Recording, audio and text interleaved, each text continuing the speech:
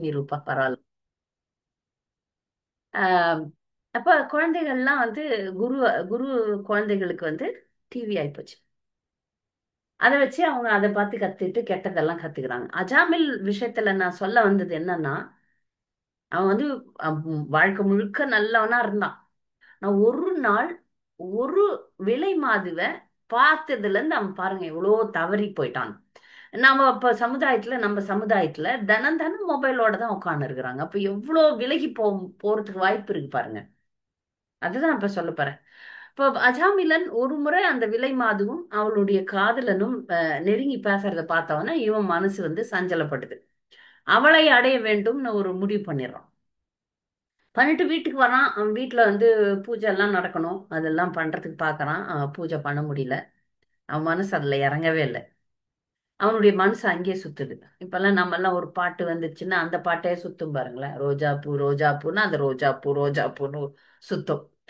அதுதானே இப்ப ரோடெல்லாம் போட்டு போட்டு போட்டு போட்டு எங்கன்னா நம்ம ட்ரெயின்ல எல்லாம் பயணம் செஞ்சா கூட மக்கள் வந்து அதையே போட்டுருவாங்க.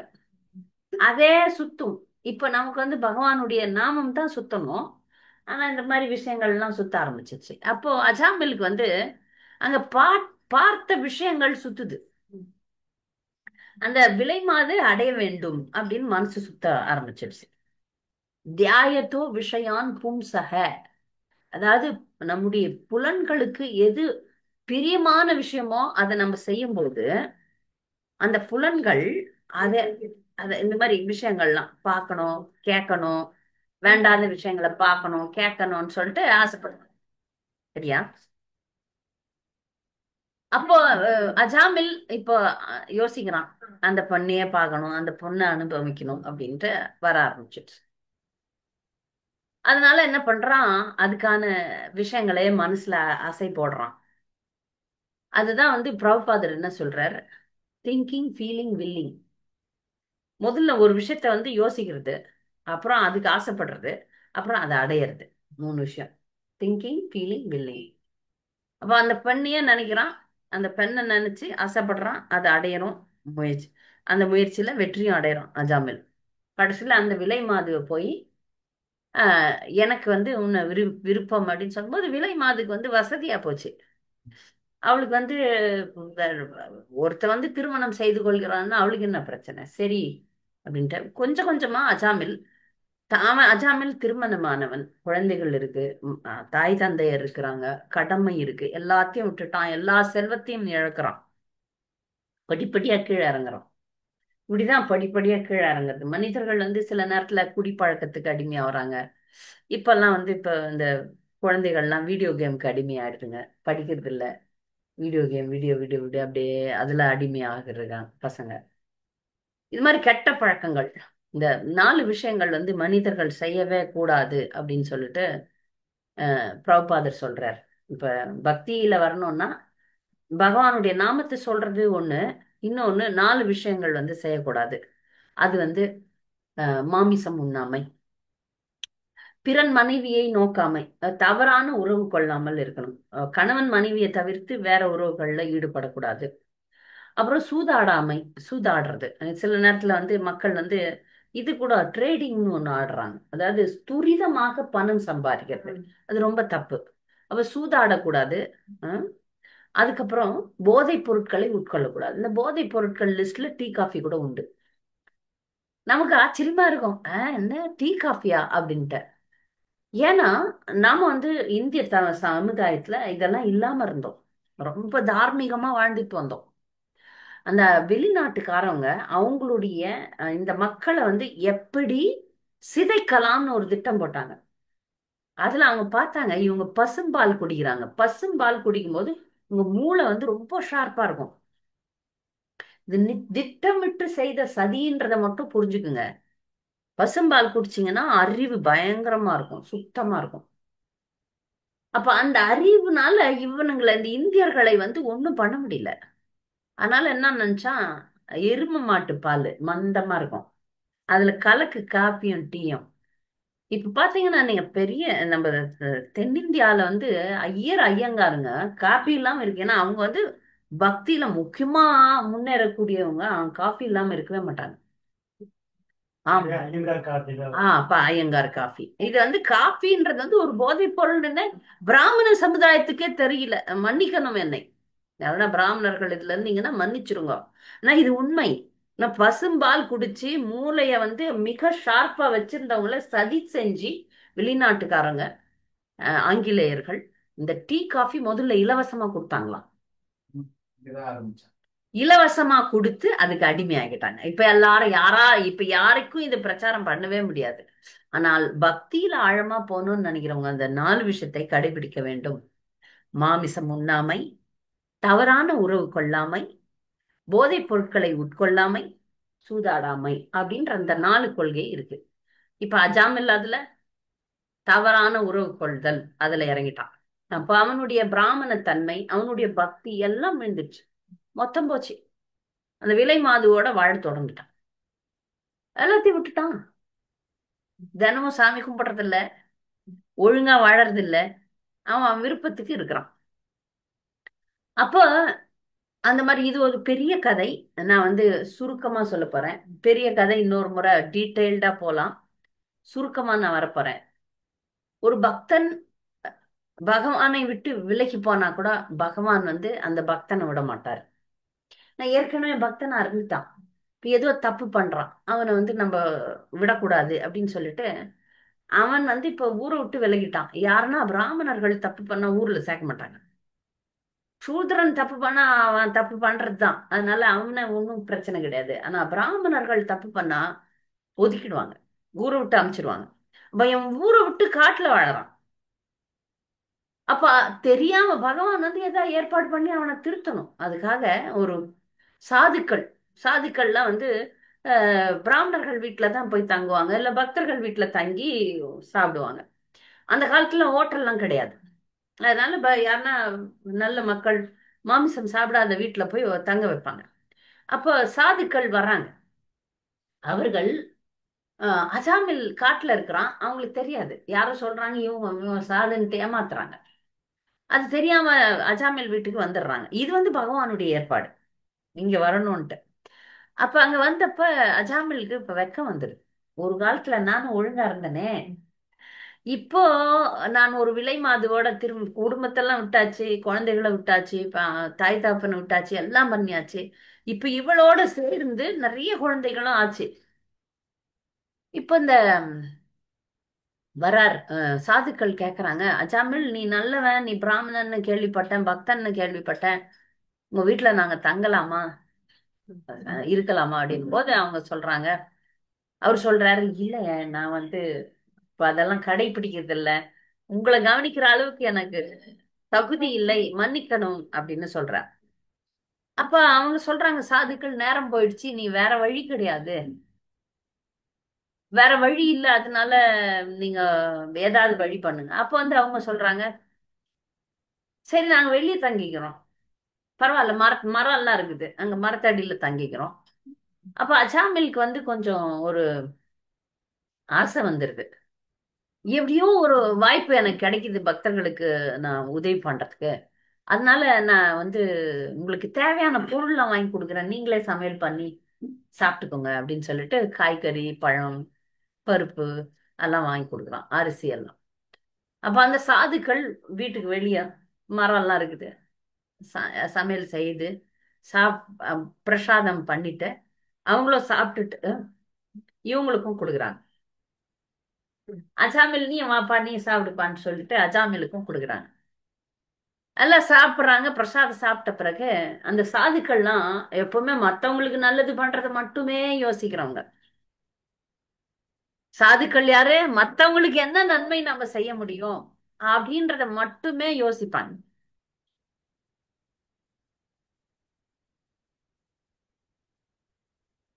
அப்ப அவங்க கூப்பிடுறாங்க, அஜாமில் ஏன்பா நீ இப்படி இருக்க அப்படின்ட்டு. அப்போ அஜாமில் சொல்றான், நான் எப்படியோ கீழே விழுந்துட்டேன், இனி வந்து என்ன ஒண்ணும் பண்ண முடியாது, உங்களெல்லாம் நீங்க வந்து என்னை பத்தி நீங்க கவலைப்படாதீங்க அப்படின்றார். அந்த சாதுக்கள் சொல்றாங்க, கோயிலுக்கு வாப்பா, நம்ம சொல்றோம்ல கோயிலுக்கு வாங்க, டைம் இல்ல. அப்புறம் யோசிக்கிறாங்க, இன்னும் யோசிக்கிறாங்க. சரி, ஏதாவது சாஸ்திரம் படியா, அதெல்லாம் எனக்கு இப்ப ஞாபகம் இல்ல, டைம் இல்ல. அப்படியே ஒண்ணு ஒண்ணா சொல்றாங்க, இத பண்ணப்பா, அது பண்ணப்பா அப்படின்னு. இதுக்கும் எனக்கு டைம் இல்ல, ஏன்னா இப்ப எனக்கு நிறைய குழந்தைகள் ஆயிடுச்சு.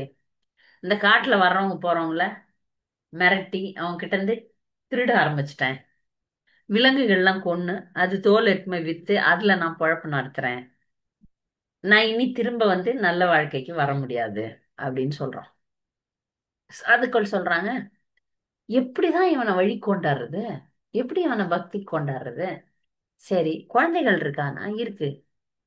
அந்த குழந்தைகளுக்கு எல்லாம் என்னப்பா பேர் வச்சேன்னா, நம்ம ஊர்ல எல்லாம் நம்ம வைக்கிறோமே, பிங்கி, ரோசி, டண்டி, பண்டி, என்னன்னோ டாமி, கோமி, என்னென்னவோ பேர் புதுசா இருக்கணும்னு ஏதோ ஒரு பேர் வைக்கிறோமே, அந்த பேரெல்லாம் சொல்றான். ஓ, அப்ப எதுக்குமே ஒண்ணுத்துக்கு கூட பகவானுடைய பேர் இல்லையா அப்படின்ட்டு. இனி ஏதாவது குழந்தைங்க வர்றதுக்கு இருக்குதானா, ஆமா, இப்ப என்னுடைய மனைவி வந்து 9வது குழந்தைய கர்ப்பமா இருக்கிறா அப்படின்னு சொன்ன உடனே அப்போ அவங்க சரி, அவங்க சாதுக்களுக்கு வந்து பின்னாடி வர போறதெல்லாம் தெரியும். அதனால வரப்போற குழந்தை ஆண் குழந்தையா தான் இருக்கும் அப்படின்னு நினைச்சிட்டு அந்த குழந்தைக்கு பேர் வச்சிடுறாங்க. இப்ப வரப்போற குழந்தை வந்து ஆண் குழந்தை தான், அதுக்கு நாங்க பேர் வச்சிடறோம், நாராயணான்னு வச்சுட்டு போறோம். வேற ஒண்ணும் நான் உனக்கு பண்ண முடியாது அப்படின்னு உடனே அச்சாமில் ரொம்ப சந்தோஷமாயிடுறான்.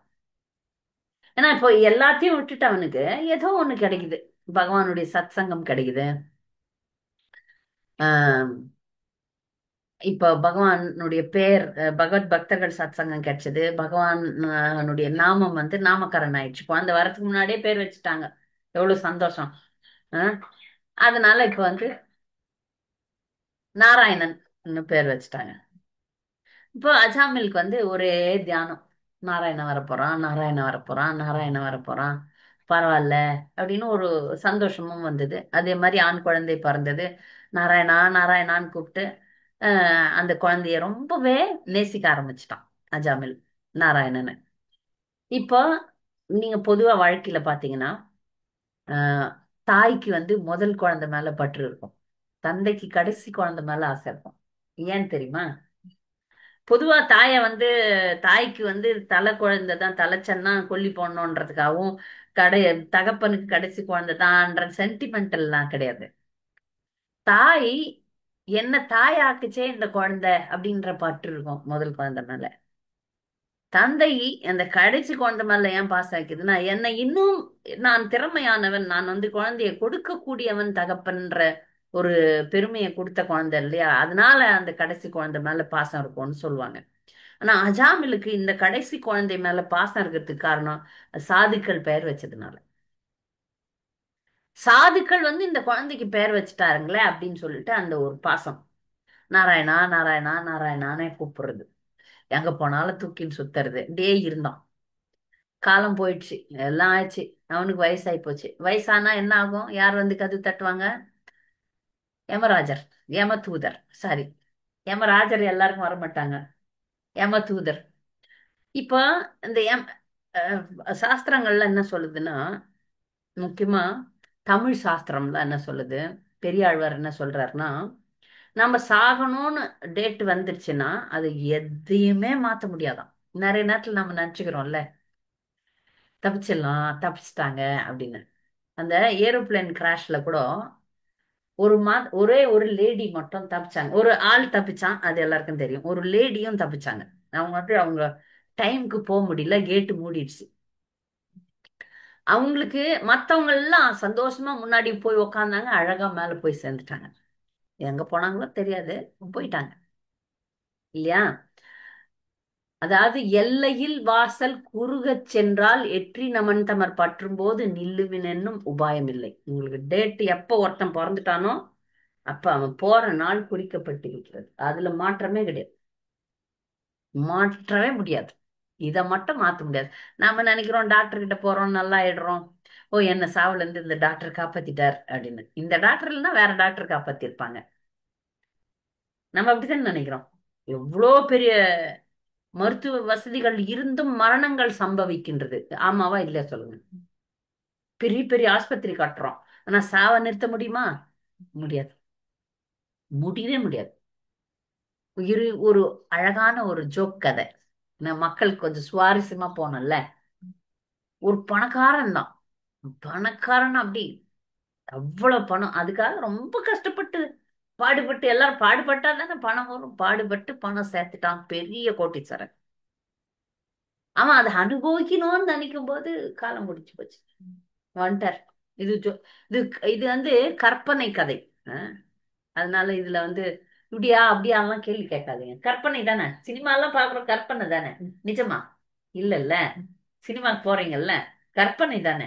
அது மாதிரி ஒரு கற்பனை தான் இது. ஒரு உண்மையை விளக்குறதுக்கு ஒரு கற்பனை கதை. அஜாமில் கதை நிஜமா நடந்தது. இது ஒரு கற்பனை கதை. அப்ப ஒருத்தன் பணம் எல்லாம் சேர்த்து வச்சிட்டான், நிறைய பணக்காரன். அவனுக்கு ஏகப்பட்ட பணம் இருக்கு, என்ன வேணா செய்யலாம் அப்படிதான் நினைக்கிறோம் நம்ம. பணம் இருந்தா எது வேணா செஞ்சுக்கலாம்னு நினைச்சுதானே பணத்து மேல ஆசை வருது நமக்கு. ஆனா ஒண்ணும் பண்ண முடியாது, சில பல விஷயங்கள்ல ஒண்ணும் பண்ண முடியாது பணத்தை வச்சு.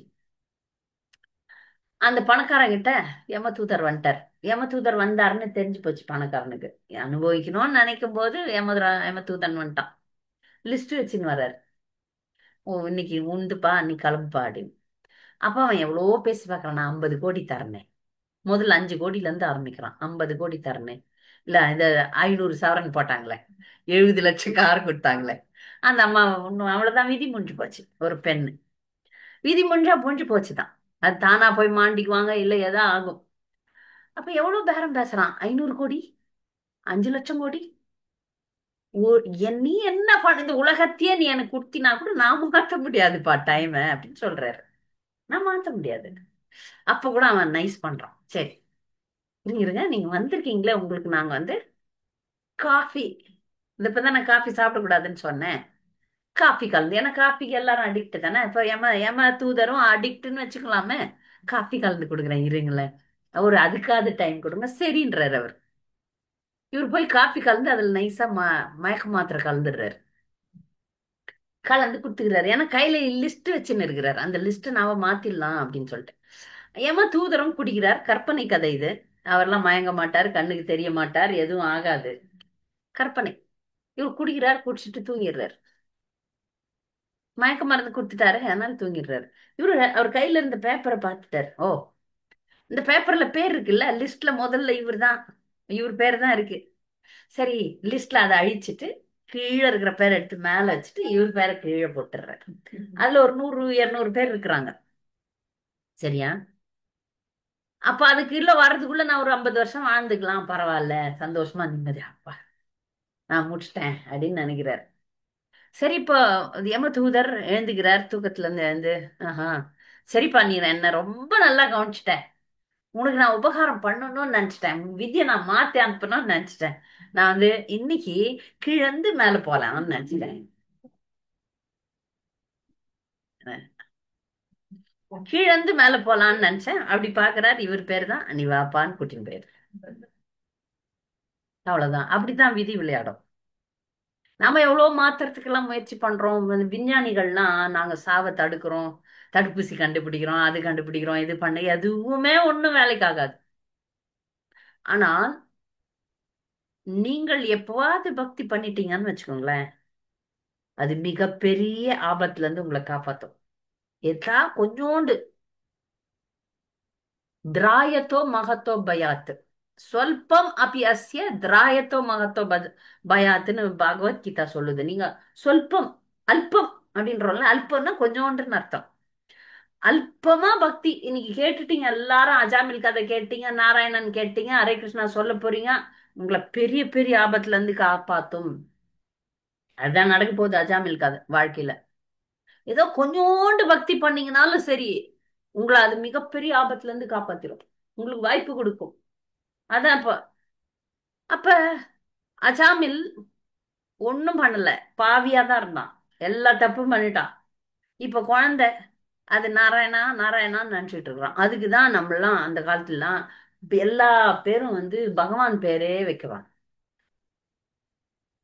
கேசவா, மாதவா, கிருஷ்ணா, அந்த மாதிரி பகவானுடைய பேரா வைப்பாங்க. நீங்க பாருங்களேன். இப்பெல்லாம் அது மாறி போச்சு. சரி, இப்போ அஜாமிலுக்கு தெரியாது. இப்போ யம தூதர்கள் வந்துட்டாங்க. ஏன்னா வயசாகி போச்சு, போகணும், நேரம் ஆயிப்போச்சு போறதுக்கு. பார்க்கறான் 4 பேர் யம தூதர்கள். இது பகவானுடைய ஏற்பாடு. எல்லாருமே யமதூதர்களை பார்க்க முடியாது. டைம் வந்தா வந்து போய் போய் சேர்ந்துனே இருக்க வேண்டியதுதான். எதுவும் யாரும் ஒண்ணும் பண்ண முடியாது. ஆனால் இங்க பகவான் அஜாமிலனுக்கு கருணை காட்டுறார். ஏன்னா ஒரு காலத்துல இவன் பக்தி பண்ணான். அதைத்தான் நான் சொல்றேன். சொல்பமபியஸ்ய, கொஞ்சோண்டு நீங்க பக்தி பண்ணியிருந்தீங்கன்னா கூட அந்த பக்திக்கு உங்களுக்கு பகவான் பிரதிபலிப்பார். ஒரு பக்தர் உங்க அம்மா போனப்போ பக்தர்கள் வந்து சந்தனமே கொண்டாந்தாங்களாம், கங்காஜலம் கொண்டாந்தாங்க. பக்தர்கள் வந்து கீர்த்தன் பண்ணாங்க. அவங்களுக்கு நன்மையை எப்படியாவது செஞ்சிருவார் பகவான். பகவான் வந்து மனிதர்கள் மாதிரி கிடையாது, நன்றி கெட்டவர்கள் மனிதர்கள். பகவான் அப்படி இல்ல, பிரதிபலிப்பார். இப்ப அஜாமில நான் எப்படியாவது காப்பாத்தணும், ஒரு வாய்ப்பு கொடுக்கலாம். இந்த புத்தகத்துக்கு பிரபுபாதர் வந்து தலைப்பு கொடுக்குறாரு, இரண்டாம் வாய்ப்பு அப்படின்னு. செகண்ட் சான்ஸ் அப்படின்னு புக் இருக்கு, படிங்க. இரண்டாம் வாய்ப்பு, ஒரு வாய்ப்பு கொடுத்துடலாம் இவனுக்கு அப்படின்னு சொல்லிட்டு யம தூதர்கள்லாம் பாக்குறான். ஓ, யம தூதர்களை பார்த்தாலே எல்லாருக்கும் தெரிஞ்சிடும் இனி முடிஞ்சு போச்சு கதை அப்படின்ட்டு. அசாமில் நினைக்கிறான், பயம் வந்துருச்சு, இனி சாக போறோம். எல்லாருக்குமே சாவுன்னா பயம் வரும், வருமா வராதா? எல்லாருக்கும் அது, ஏன்னா உடலோட அந்த ஆத்மா ஒட்டின்னு இருக்கு. அதை பிரிக்கணும் போது கஷ்டம்தான். எல்லாருக்குமே பயம் வரும், பக்தர்களே பயப்படுறாங்க. அதுதான் பக்தர்களுக்கு அடிக்கடி நான் சொல்லுவேன், எல்லாரும் துப்புடையாரை அப்படின்னு ஒரு ஸ்லோகம் இருக்கு, அது சொல்லுங்க.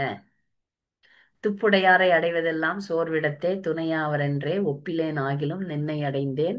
ஆனைக்கு நீ அருள் செய்தமையால் ஏய்ப்பு என்னை வந்து நலியும் போது அங்கேதும் நான் உன்னை நினைக்க மாட்டேன். அப்போதைக்கு இப்போதே சொல்லி வைத்தேன் அரங்கத்தரவணை பள்ளியானே. பகவானே, அந்த கடைசி நேரத்துல உன்னை நான் நினைக்கவே மாட்டேன். நீ அப்ப நான் நினைக்க முடியாதுன்றதுக்கு இப்பவே நினைச்சிடுறேன், நீ என்னை காப்பாத்து அப்படின்னு சொல்றார் பெரியாழ்வார். சரியா? நஜாமிலுக்கு அதெல்லாம் ஞாபகம் வரல, எதுவும் ஞாபகம் வரல. ஏன்னா எல்லாத்தையும் அழிச்சிட்டான், அவன் பக்தியை அழிச்சிட்டான் அஜாமில். ஆனா ஒரு விஷயம் ஞாபகம் வந்தது, ஏன்னா சாதுக்கள் நாராயணான்னு சொல்ல சொல்லி கொடுத்துட்டாங்க. அந்த குழந்தை மேல இருந்த பற்றுனால, பக்தினால இல்லை, பக்தியால கிடையாது. குழந்தை மேல பற்று, பாசம் இருக்கு. கடைசி குழந்தை யார நம்ம ரொம்ப நேசிக்கிறோமோ, எது நமக்கு பிடிக்குமோ அது நம்ம சாவர ஞாபகத்துல ஞாபகம் வந்துடும். தெரியுமா அது? நாம எது வியாபாரத்து மேல பற்று நீங்க வச்சிருந்தீங்கன்னா வியாபாரம் ஞாபகம் வந்துடும். பணம், உங்க பேங்க்ல இவ்வளவு பணம் இருக்கு, அவ்வளவு பணம்னு நினைச்சோம்னா அடுத்த பிறவில அந்த பேங்க்குக்கு எதிர்க்க நாயா போய் அவங்க அவங்க நிறைய நாய்கள் வந்து சில விஷயத்த போய் பண்ணும். அந்த பேங்க்காரன் எங்கன்னா ஒத்துப்பானா? இது இது போன பிரிவில் என் பணம் எல்லாம் இதுல பேங்க்ல போட்டு வச்சிருக்கிறேன் என்று அப்படின்னும். இந்த வீட்டுகள்ல பல்லி இருக்கும், பார்த்திருப்பீங்க. பல்லிகள் வந்து அதுங்க சொந்தக்காரங்க வந்து உக்காந்துக்கும். என்ன பண்ணீங்கன்னா, நான் அது நிறைய முயற்சி பண்ணிருக்கிறேன், நைஸா அதுங்களை தூக்கி போய் வெளியே வச்சாலும் வந்து உக்காந்துக்கும். நம்ம விட அவங்க தான் சொந்தக்கார அதுக்கு. அந்த மாதிரி முற்பிறவி ஞாபகம் எல்லாம் வந்துச்சுன்னா வந்து உக்காந்துக்குங்க. இப்போ அஜாமில்க்கு பகவானுடைய பேர் ஞாபகம் வந்துருச்சு. கடைசி நேரத்துல பகவானுடைய பேர் ஞாபகம் இல்ல, தன் குழந்தை மேல வச்சிருந்த பற்று, கடைசி குழந்தை மேல வச்சிருந்த பற்று ஞாபகத்துக்கு வந்து நாராயணா நாராயணான்னு கூப்பிடுறான்.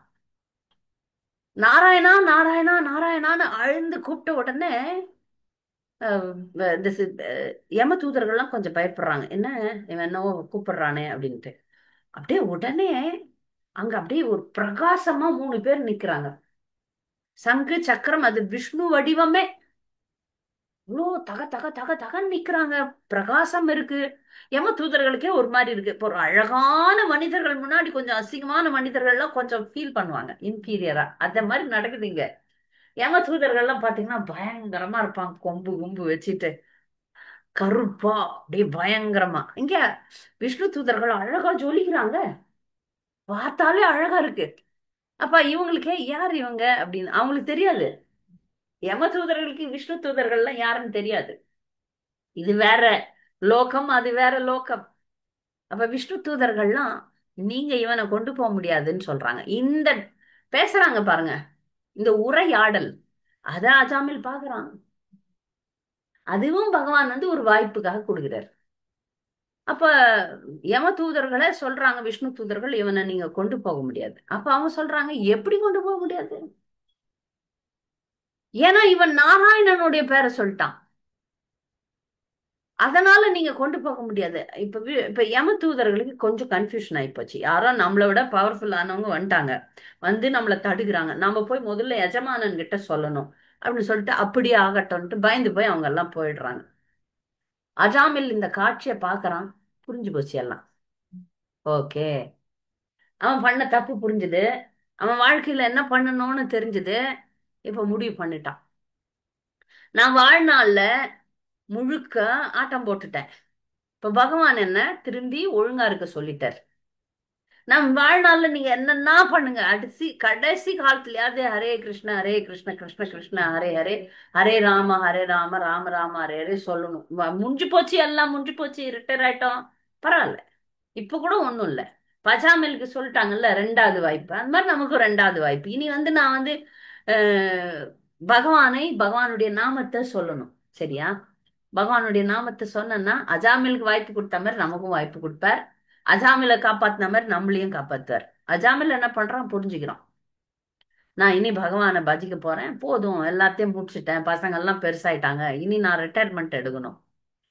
பஞ்சோர்தம் வனம் பிரஜேத். என்னது, 50 வயசுக்கு மேல காட்டுக்கு போகணும். இப்ப காட்டுக்கு போக சொல்ல பிரபுபாதர், காட்டுக்கு எல்லாம் போக சொல்ல, எங்க இருக்கிறீங்களோ எப்படி இருக்கிறீங்களோ பரவாயில்ல, ஒரு நாமத்தை சொல்லுங்க, ஒண்ணும் பண்ண வேணாம். ஏன் சில பக்தர்கள்லாம் எங்களெல்லாம் பார்த்து பயந்துருவாங்க. ஐயோ நீங்க இது பண்றீங்களே, இந்த மாதிரி ஆளை பார்த்து இன்னும் பயப்படுவாங்க. இதை தொடக்கூடாது, அதை தொடக்கூடாது, அப்படி பண்ணக்கூடாது, இப்படி பண்ணக்கூடாது. அப்படி உடனே கையில ஒரு தண்ணி வச்சுக்குவாங்க. கை அழுக்காயிடுச்சான், சுசு அப்படின்னுவாங்க. இந்த கை அழுக்காயிடுச்சு, அதெல்லாம் நாங்க ஒண்ணும் சொல்ல, நாமத்துக்கு ஒண்ணும் கிடையாது. மன தூய்மையோட ஹரே கிருஷ்ணா ஹரே கிருஷ்ண கிருஷ்ண கிருஷ்ணா ஹரே ஹரே, ஹரே ராம ராம ராம ஹரே ஹரே சொல்லுங்க. அவ்வளவுதான், சிம்பிள். ஒண்ணும் நீங்க பண்ணாதீங்க, ஜபம் பண்ணுங்க, கேளுங்க, பக்தர்கள் கிட்ட இருந்து கேளுங்க, பகவான் உங்களை உய்விப்பார். அஜாமில் அதுதான் பண்ணான். சரி, முடிச்சிட்டேன், இனி நான் வந்து ஹரித்வாரத்துக்கு போவேன். ஹரித்வாரத்துக்கு போறான். கங்கை கரையில தினமும் நீராடி, தினமும் குளிச்சு பகவானை தியானம் செஞ்சான், பகவானுடைய நாமத்தை சொன்னான். முடிஞ்சது டைம். அப்ப அதே விஷ்ணு தூதர்கள் வந்தாங்க. அதே விஷ்ணு தூதர்கள் 3 பேர். இவனுக்கு புரிஞ்சு போச்சு, பக்தர்களுக்கும் அபக்தர்களுக்கும் சாவு வந்து வித்தியாசமானது. பக்தர்களுக்கு எப்படி தெரியுங்களா? பூனைக்குட்டி பார்த்திருக்கீங்களா? பூனை பார்த்திருக்கீங்களா? பூனை எல்லாரும் பார்த்துக்கிறீங்க. குட்டி எப்படி தூக்கின்னு போகும்? வயல கவி தூக்கின்னு போகும். அப்ப அந்த குட்டி எப்படி இருக்கும்? எங்க அம்மா என்ன தூக்கின்னு போறாங்க அப்படி இருக்கும். அதே போலதான் மரணம் என்பது பக்தர்களுக்கு. அம்மா வருவாங்க, விஷ்ணு தூதர்கள் வருவாங்க, சந்தோஷமா, ஒரு துக்கம் கிடையாது. இப்ப பயப்படல அஜாமில், அப்படியே சந்தோஷமா ஏறுறான், மேல ஏறுறான். அந்த விமானம் இருக்கு, வைகுண்டம் போறதுக்கு விமானம், அதுல ஏறிடுறான், சந்தோஷமா போறான். ஆனா அபக்தர்களுக்கெல்லாம் யம தூதர் வந்தா அந்த கத்து கத்துன்னு கத்த வேண்டியதா. சில பேர் சாகும்போது கத்துவாங்க, பயப்படுவாங்க, ஊன்னு கத்துவாங்க. ஏன்னா ப- ரொம்ப கொடுமையா இருக்கும். யம தூதர்கள் வந்து அவ்வளவு துன்புறுத்தி அந்த ஜீவனை கொண்டு போவாங்க. அது கொடுமையா இருக்கும். அது எப்படின்னா, அதே அதே பூனை எலிய பூச்சிச்சுன்னா எப்படி இருக்கும்? எலியினுடைய நிலைமை அபக்தர்களுக்கு. நாம எல்லாம் பூனைக்குட்டியா மாறலாம். பகவான் நம்மை மிக பக்தர்கள் சாவு கண்டு பயப்படுறதே கிடையாது. பக்தர்களுக்கு எப்போதும் பகவானுடைய சரண்ல இருக்கிறதுனால பயமே கிடையாது. அதனால முழு வாழ்க்கையும் பயன்படுத்தி பகவானுடைய நாமத்தை சொல்லணும் அப்படின்றதா இந்த வகுப்பினுடைய முக்கியமான கருத்து ஒண்ணு. இதுல அரிது அரிது அரிதான மானிட பிறவி அப்படின்னு ஒரு தலைப்பு கொடுத்துட்டேன் நான். அரிதான மானிட பிறவி எப்படின்னு சொல்லணும்னா, எல்லாருக்கும் ஔவையார் தெரியும். ஔவையார் தானே சொல்லிக்கிறாங்க, அரிது அரிது மானிடராய் பிறத்தல் அரிது, குருடு செவிடு நீங்கி பிறத்தல் அரிது, அதுலயும் அரிது, பேடு நீங்கி பிறத்தல் அரிது, பேடு நீங்கி பிறந்த காலையும் ஞானமும் கல்வியும், அது மாதிரி பெருசா போயிட்டே இருக்குது. ஔவையார் சொல்றாங்க. அப்ப மிகவும் அரிதாக பெற்ற இந்த மானிட பிறவிய நாம எப்படி வீணடிக்கிறோம்னு பார்க்கலாம் கொஞ்சம், இல்லையா? ஆனா வகுப்பினுடைய ஆரம்பத்திலே சொல்லிட்டேன், நம்ம சாப்பிடுறது, தூங்குறது, இனப்பெருக்கம், இதெல்லாம் சுலபமா சாதாரணமா செய்யலாம். ஒரு உதாரணத்துக்கு யானை மாதிரியா நம்ம சாப்பிட போறோம்? யானைக்கே படி அளக்குறான். யானை எங்கன்னா ஆபீஸ் போதா, ஐடி வேலை பண்ணுதா, வாட்ஸ்அப் ஃபேஸ்புக் பாக்குதா? நம்மளோட நல்லாவே சாப்பிடுது, நல்லா பெருசா இருக்குது. பாம்பை விட நம்ம கெட்ட மனுஷெல்லாம் வாழ்ந்துட்டோம். ஆ? ஆனா பாம்புக்கு படி அளக்குறான் பகவான். அவன் உலகத்துல இருக்கிற ஜீவராசிகளுக்கெல்லாம் உண்ணுதல், உறங்குதல், இனப்பெருக்கம் செய்தல் இதுக்கெல்லாம் வசதி பண்ணியிருக்கிறான் பகவான். நமக்கு ஏன் பண்ண மாட்டான்? ஆனால் நம்முடைய கவனம், நான் ஏன் இவ்வளவு கஷ்டப்படுறேன் இந்த உலகத்துல அப்படின்னு ஒரு யோசனையில இருந்து ஆரம்பிக்கணும். ஏன் இந்த உலகத்துல என்ன பண்ணாலும் நிம்மதியா இருக்க முடியல? நீங்க பாருங்க, பணம் இருந்தா சந்தோஷமா இருக்கலாம்னு பாக்குறோம். எந்த பணக்காரனா நான் சந்தோஷமா இருக்கிறேன்னு டிக்ளேர் பண்றானா? படுக்கையை வாங்கலாம், உறக்கத்தை வாங்க முடியாதுன்னு நிறைய பேர் பேசி கேள்விப்பட்டிருக்கோம். ஏசி ரூம் இருக்கலாம், பெட் இருக்கலாம், சொபிஸ்டிகேஷன் இருக்கும், தூக்கம் நிம்மதியா வருமா? வராது. அது போல மருத்துவமனைகள் இருக்கலாம், நோயை குணப்படுத்த முடியாது. இந்த உலகத்துல இந்த மாதிரி விஷயங்கள்லாம் நம்ம பார்க்கும்போது யோசிக்கணும், அப்பன்னா இங்க ஏதோ குறை இருக்கிறது, இது ஏன் இப்படி வடிவமைக்கப்பட்டிருக்குதுன்னு யோசிக்கணும். அப்புறம் அரிதான மானிட பிறவின்னு வேற சொல்லிட்டாங்க. ஏன்னா மிருகங்கள் பக்தி பண்ண முடியாது. மிருகங்கள் எங்கன்னா ஜெபம் பண்ண முடியுமா? கடவுள் யாரு, நான் யாருன்னு யோசிக்க முடியுமா? சாப்பிட்டு தூங்கும், அவ்வளவுதான் அது. அதுக்காகவே அமைக்கப்பட்ட பிறவிகள். நாமெல்லாம் நமக்கு பகவானுடைய கருணையினால மனித பிறவி கொடுத்திருக்கு, யோசிக்கிற அறிவை கொடுத்திருக்கிறான் பகவான். ஆனா அந்த யோசிக்கிற அறிவை மனிதன் எப்படி பயன்படுத்துறான்னா, ஏதோ கண்டுபிடிக்கிறான். என்னடா கண்டுபிடிக்கிறான்னு பார்த்தா மிக்கி மவுஸ்ன்றான். ஏதோ கண்டுபிடிக்கிறான், என்ன நான் வானத்துக்கு போறேன் அப்படின்றான். போறாங்களா இல்லையா? ஸ்பேஸ் அப்படின்றாங்க. அந்த ஸ்பேஸுக்கு போறவங்களுக்கு எவ்வளவு பெருமை இல்ல? அந்த ஒரு நம்முடைய வம்சாவளி, சுனிதா வில்லியம்ஸ், இந்திய நாட்டு பெண், அங்க போனாங்க, வம்சாவளி இந்தியர், வம்சாவளி இந்தியர்ன்றாங்க. அதெல்லாம் பெருமையாக பேசப்படுது. நீங்க வானத்துக்கே போனாலும் சரி, இந்த உலகத்துக்கே ராஜாவா இருந்தாலும் சரி, உலக பேரழகியா இருந்தாலும் சரி, உலக பணக்காரனா இருந்தாலும் சரி, அந்த எப்படியா இருந்தாலும் போய் தான் ஆகணும். போய் தானே ஆகணும். யாராவது நான் வரமாட்டேன் அப்படின்னு சொல்ல முடியாது. அது அவ்வளவுதான், முடிஞ்சு போகுது. எவ்வளவு பெரிய ராஜாக்கள், எவ்வளவு பெரிய ராஜ்யங்கள்லாம் அழிஞ்சதை பார்த்திருக்கோம். அலெக்சாண்டர் போகும்போது உலகத்தையே வென்றுட்டான். அலெக்சாண்டர் த கிரேட் அப்படின்னு சொல்றோம்ல. இப்ப உலகத்தை வென்ற மன்னன் கையை ரெண்டு என்னை பதிக்கும் போது என் ரெண்டு கையும் வெளியே வச்சிடுங்க அப்படின்றான்.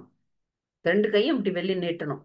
அந்த என்னது, அந்த கஃபின்ல, அந்த சவப்பெட்டியில ரெண்டு கை வெளியே நிக்கணும். என்னன்னா, நான் எதுவும் எடுத்துன்னு வரல, எதுவும் எடுத்துன்னு போல, என் உடம்ப கூட நான் எடுத்துன்னு போல.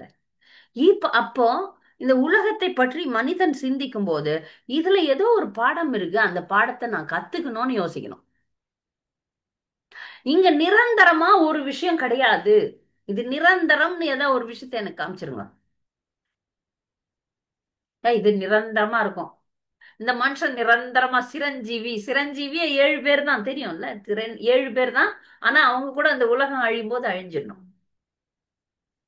சிரஞ்சீவி பவ அப்படின்னு பேர் வேற வச்சுப்பாங்க, சிரஞ்சீவின்னு. நான் வாழணும், யாரும் சிரஞ்சீவியா இருக்க முடியாது. யாரும் எப்பொழுதும் இளமையா இருக்க முடியுமா பாருங்க? முடியவே முடியாது. அப்ப பிறப்பு, இறப்பு, நோய், முதுமை.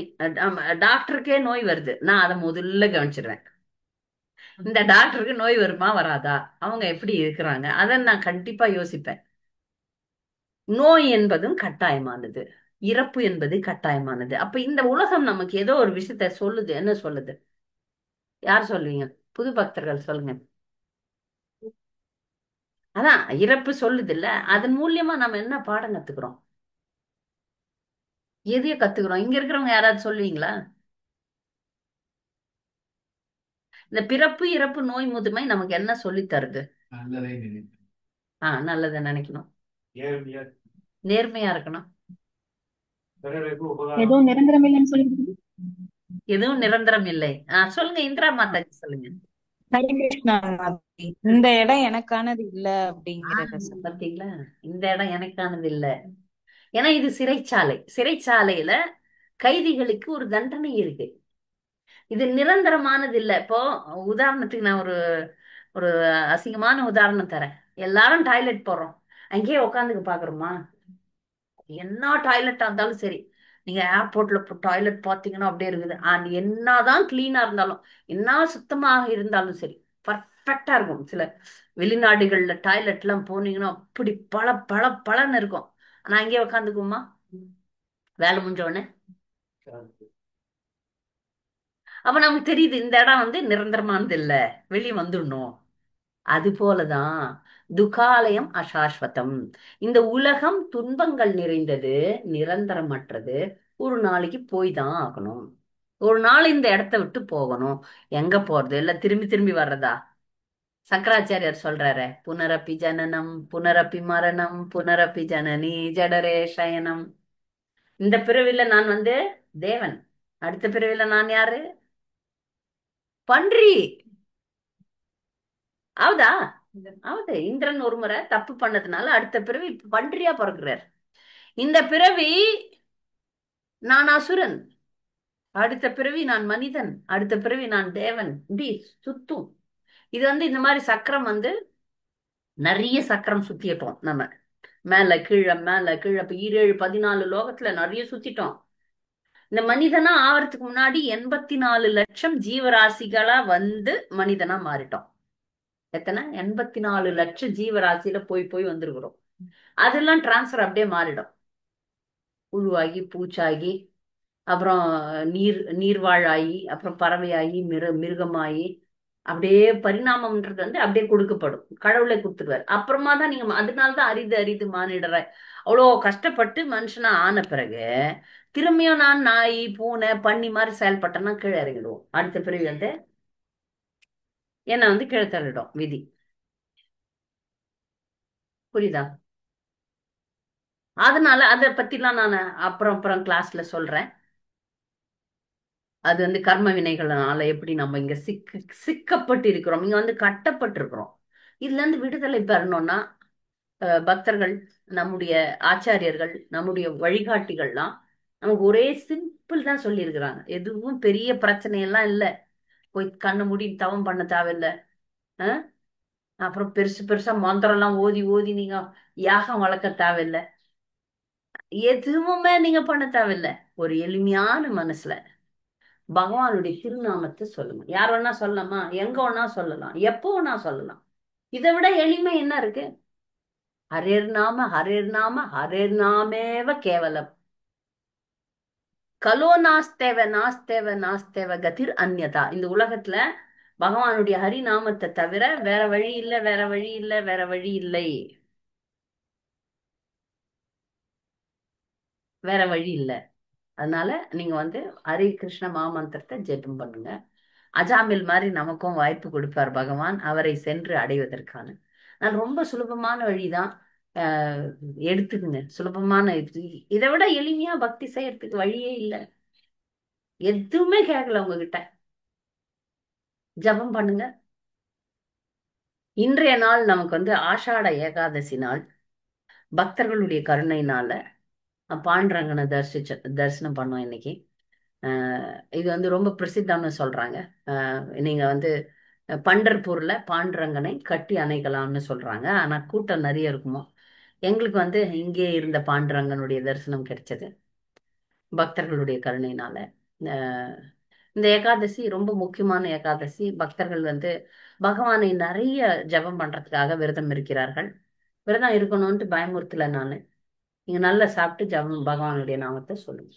ஏதாவது சந்தேகம் இருந்தா கேட்கலாம். ஹரே கிருஷ்ணா.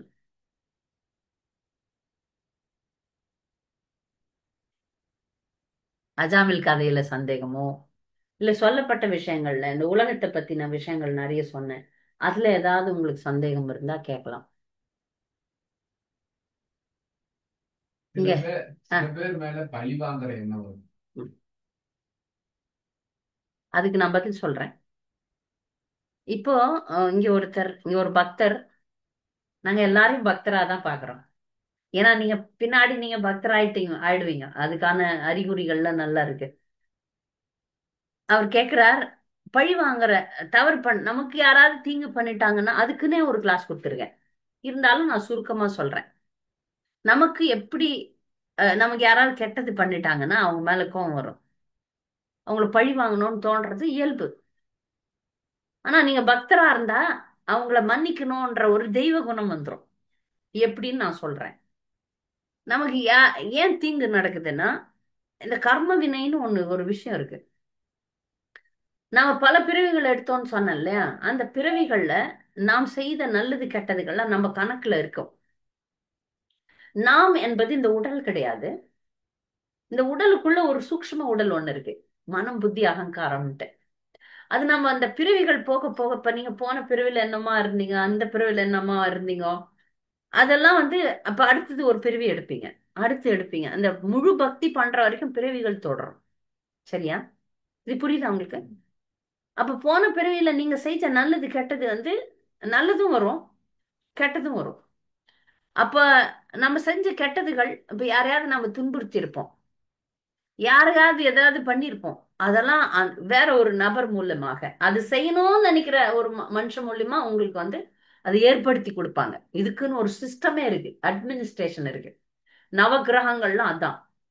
உங்களுக்கு சனி பீரியட் இருக்கு, ராகு பீரியட் இருக்கு, இது இருக்கு, அது இருக்குலாம், அதெல்லாம் அந்த ஏற்பாடுகள் தான். நாம செஞ்ச நல்லது கெட்டதுகள் நமக்கு இந்த உரிய நேரத்துல வர்றதுதான் கர்ம வினைன்னு சொல்றாங்க. இப்ப இது புரிஞ்சிடுச்சுன்னா, யார் நம்மளுக்கு கெட்டது பண்றாங்களோ அவங்கள வந்து என்னுடைய கர்ம வினையின் கருவியா தான் நான் பார்ப்பேன். எனக்கு வர வேண்டியது நான் பண்ணதுதான் இவங்க மூலியமா வருது, அவ்வளவுதான். அப்ப அவங்கள பழி வாங்க மாட்டோம். அவங்க கிருஷ்ணா அவங்களுக்கு நல்ல புத்தி கொடுன்னு வேண்டிக்குவீங்க. கண்டிப்பா இது புரிஞ்சா கூட அந்த குறிப்பிட்ட நபர் மேல நமக்கு வந்து வெறுப்பு வரும், வெறுப்பு வரும். நான் ஒரு கிளாஸ் நான் இதுக்குன்னே எடுத்தேன், பழிக்கு பழின்ட்டு ஒரு கட்டுரையும் எழுதியிருக்கேன். நான் அந்த கட்டுரையை வேணா உங்களுக்கு கொடுக்குறேன், நீங்க படிச்சிருங்க. முழுக்க முழுக்க பக்தர்களுக்கு வந்து நல்லா தெரியும். ஏன்னா அந்த உலகமே வெவ்வேறு குணங்களால ஆட்டுவிக்கப்படுது. அதனால யாரையும் நம்ம தப்ப சொல்லக்கூடாது. அவங்களுக்கு அறிவு அவ்வளவுதான். அவங்க வந்து நான் செஞ்ச கெட்டதனுடைய பலனை கொடுப்பதற்கு வந்திருக்கிறாங்க, அவ்வளவுதான். அது கூட பாருங்க, ஒரே மனுஷன் ஒரே நேரத்துல நல்லது பண்ணுவான், அதே மனுஷன் கொஞ்ச நாள் கழிச்சு கெட்டது பண்ணுவான். பண்றாங்களா? ஒரு மனுஷன் நேத்து கெட்டவனா இருந்திருப்பான், இன்னைக்கு நல்லவனா மாறிடுவான். இந்த உலகம் வந்து மாறி மாறி மாறி மாறி செயல்பட வைக்குது மனுஷனை. அப்படின்னும் போது நமக்கு வர கெட்டதுகள்லாம் நாம் செஞ்ச கெட்டதுகளினுடைய பலன்.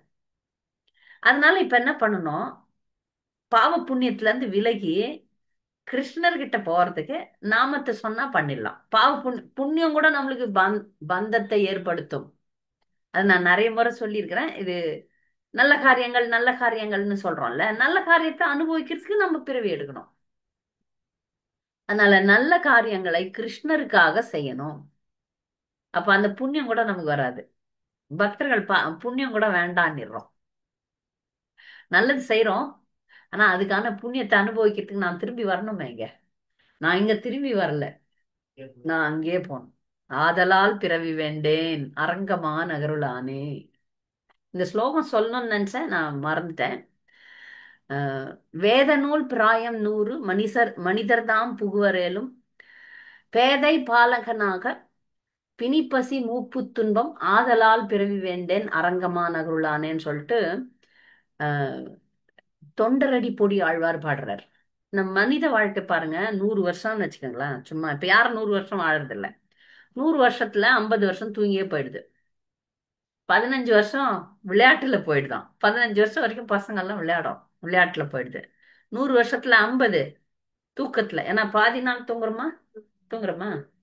அப்புறம் 15 வருஷம் விளையாட்டு, 65 வருஷம் போயிடுச்சு.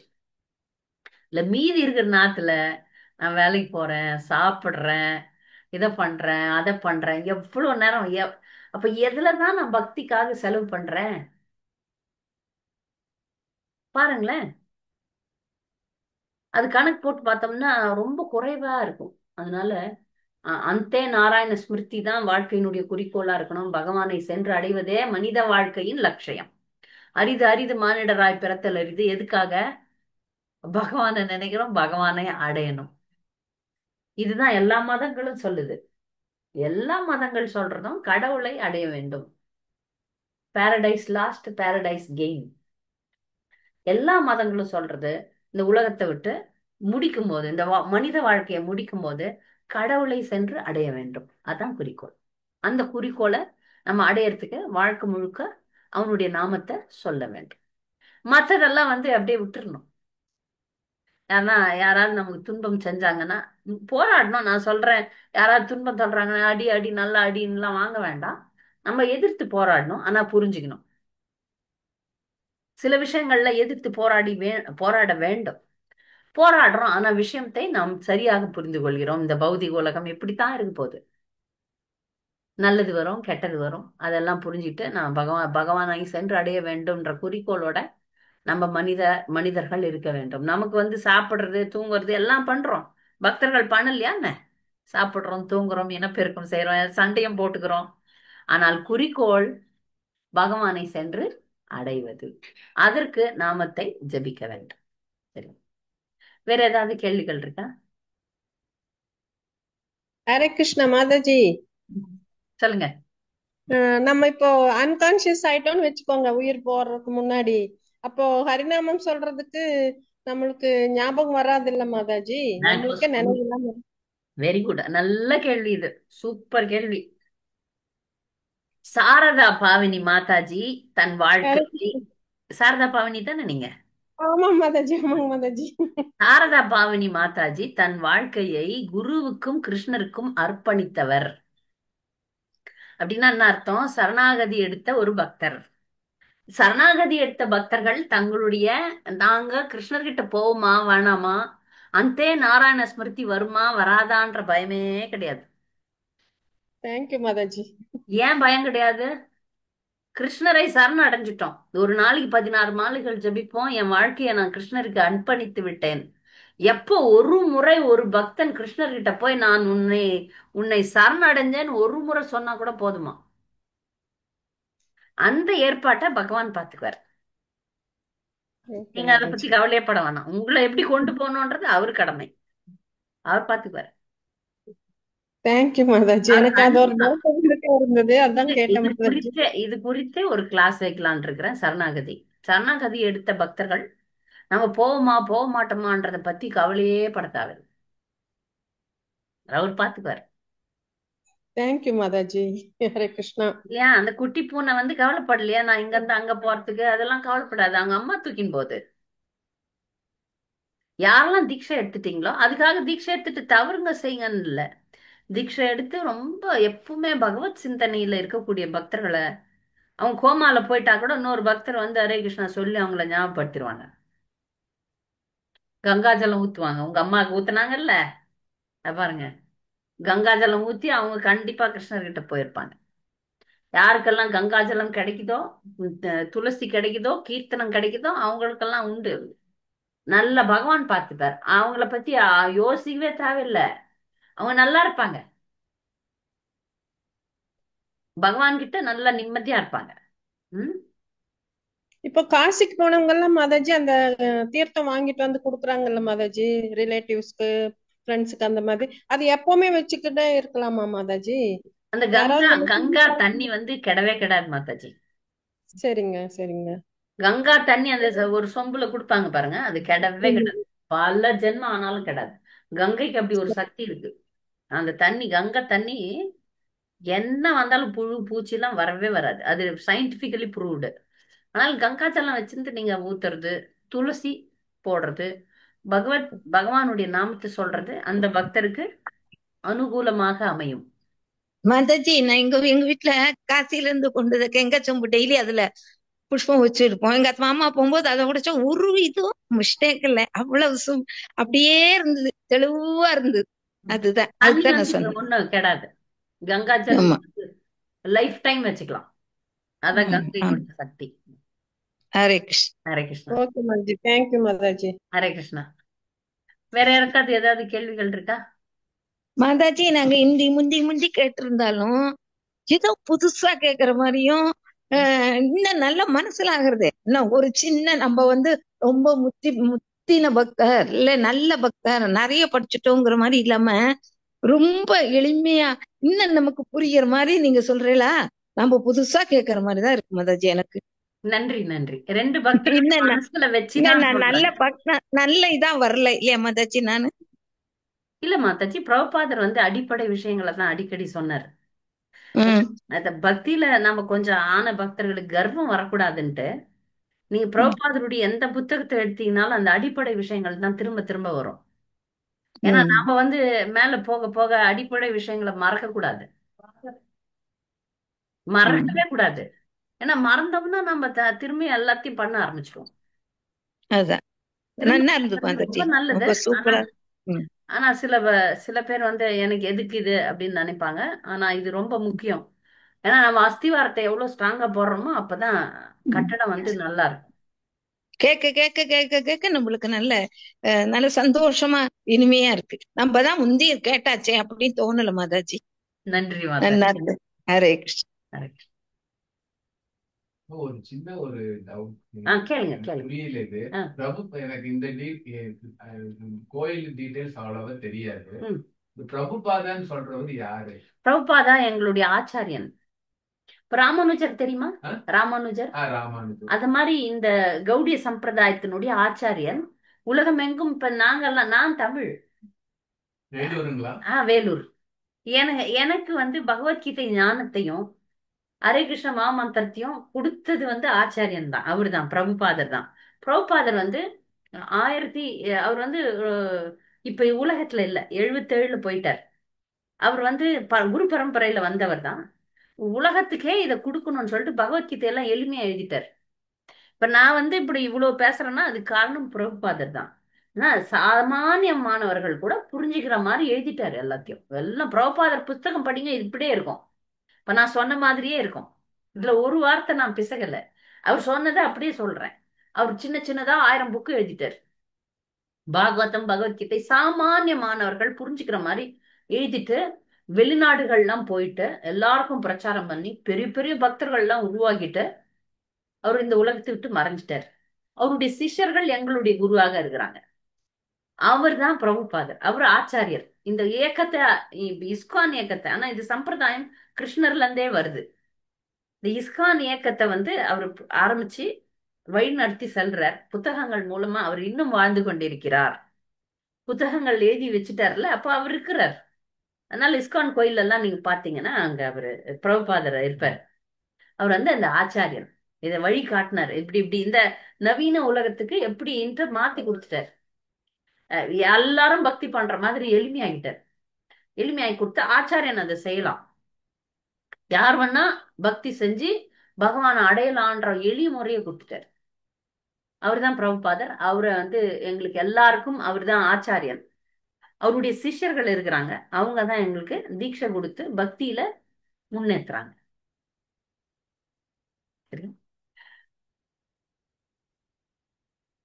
வகுப்பு முடிச்சிடறேன். வாஞ்சா கல்பதருபஸ்ஸ கிருபா சிந்து பேவச்ச பதிதானம் பாவனே பாவனுக்கு வைஷ்ணவியோ நமோ நமः. ஹரே கிருஷ்ணா. பக்தர்களை சனிக்கிழமை சந்திக்கலாம்.